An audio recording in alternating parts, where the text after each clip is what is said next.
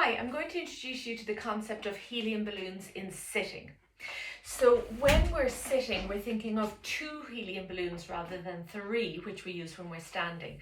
And the 2 helium balloons here will be all of the lungs and the rib cage lifting off the waist, and the cranium, the head, lifting off the top of the neck. You might even like to think of those 2 helium balloons attached to a base which is heavy and anchors you, and that base is your pelvis. So like if you had helium balloons on a table, they would be anchored by a heavy base, and that's what your pelvis is.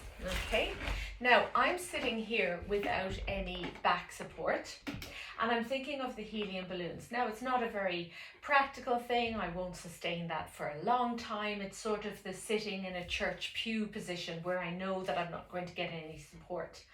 But even if I did have support, say I sat back, and this chair happens to fit me perfectly because it is convex here at the right height to fill in the concavity of my low back, okay?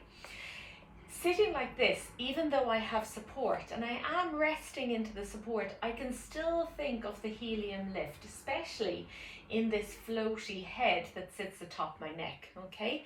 If I let the helium out, even with the support, I might slide my hips forwards and I might come down, and now I'm those crumpled balloons, okay? And that crumpled balloon on top here is going to come forwards. Now let's be real, this is not a helium balloon, this is a 9 or 10 pound head, and that as it comes forwards is going to drag on the back of my neck eventually and the backs of my shoulders. Really, how long I sustain that for without becoming uncomfortable has to do with my history, where I am with my past history, but also current. Am I experiencing aches and pains? And probably a bit of age as well. So the younger, more supple body will be happy there for longer than the older body. Okay, so ideally, if I was sitting at a desk, or say I was sitting, say even if I was a student sitting in a classroom, it would be nice to have the support in the right place, but it's not always available to us.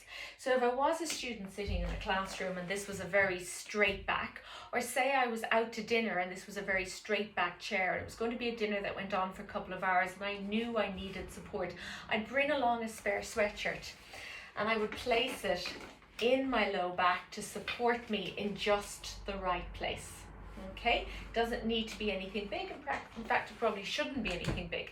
However, if I had the perfect adjustable chair, I should adjust this up, down, forwards, back, and tiltable probably to catch me in that area. So the most convex area here hits me in the most concave area here to support me. Similarly, this is a pretty good height of a chair for me, for my size, because I'm able to get my bum to the back of the chair while having my thigh bone on a horizontal line, or even what I prefer more is slightly on a downward slant from hip to knee, and still have my feet flat on the floor. The idea of having a footrest only comes into play if you happen to have very short legs, and to be able to interact with your desk, you find that and get the bum to the back of the chair, you find your feet floating in midair, okay? And that's what a footrest is about. It's adjusting the environment to you rather than you having to do this to get those feet on the ground and anchor yourself.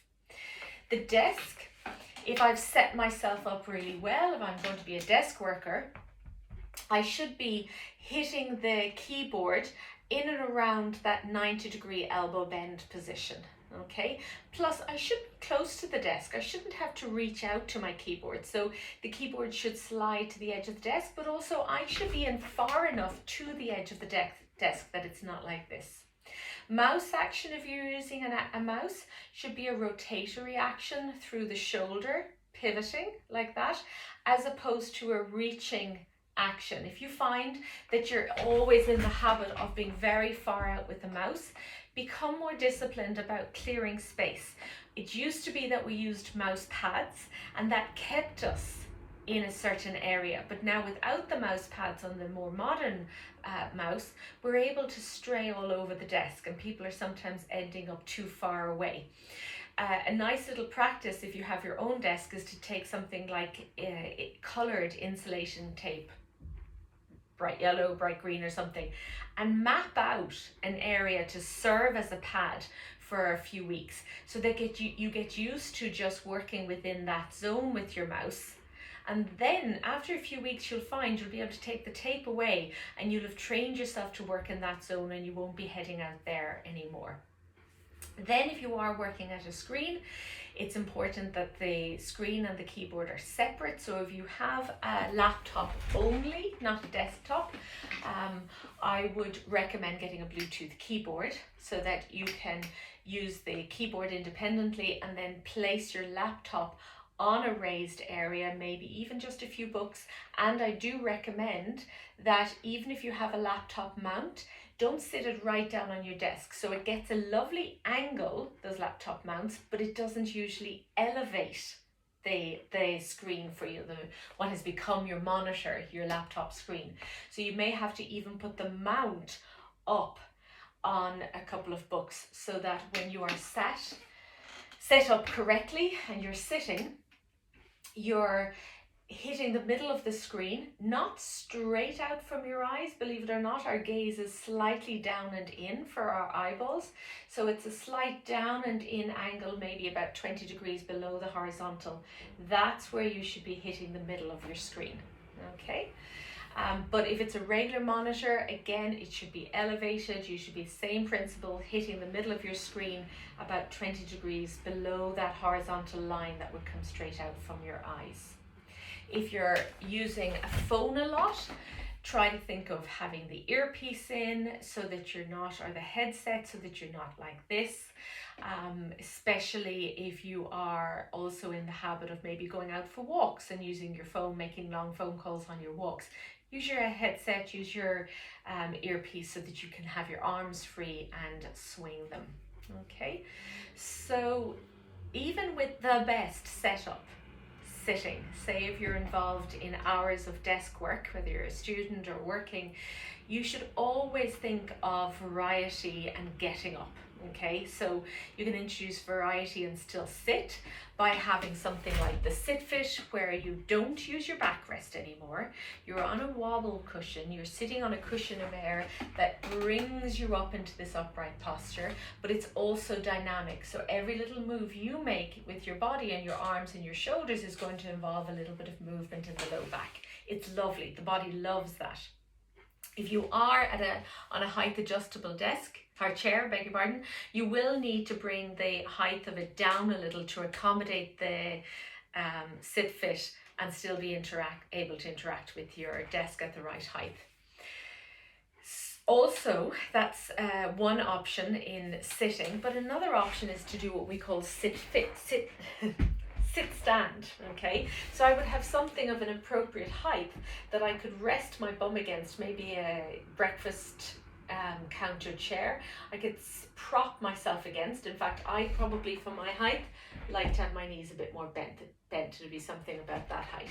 But I can sit, I'm neither sitting nor standing. I'm in a really good position like this. I'm taking weight through my feet, and I could work at a counter or a windowsill or a shelf. Or if I was a student, I could be like that, maybe observing a class or a workshop on a laptop without ever interacting with the keyboard. Then there's the idea of standing. Okay, once we stand, we have options to be 50-50 on the 2 feet, but we also have options to move, okay, and to be gently on the move. And then we also have the option to bias one leg over the other. So I could simply bias it like that, just offloading a little bit off one leg. We would try to avoid the full on like that, okay? And then I also have the other side. But I could bring in a step or a couple of books, and I could sit my one leg on top of them, just in front of the other foot. And then I'm biasing one more than the other. I'm not again going for the full on hang in either, okay? Not good. It's just a little bit off the 50-50, a little bit more bias on one leg than the other with my foot on a step, okay? But also, if I'm in a position to full movement around the place, walking is great. So let's say I'm a student and I'm learning off my verbs. Walking around the bedroom or the study is a really good idea. If I happen to be on a long Zoom call, and I'm working from home, for example, bring that laptop over to a windowsill or a shelf, sit it up there. You'll still be caught on the camera this much, and better still, if you're off camera, you can fully move around with your Bluetooth in here and you can still concentrate. You can still reference with your eyes what's on the screen, because you're never going very far, but you can do proper movement. You can do exercises, arching your back, giving yourself a break from standing and from the flexed position. Okay, so that's a lot to take in. Maybe watch this video a couple of times and take in the information. Thanks very much for listening.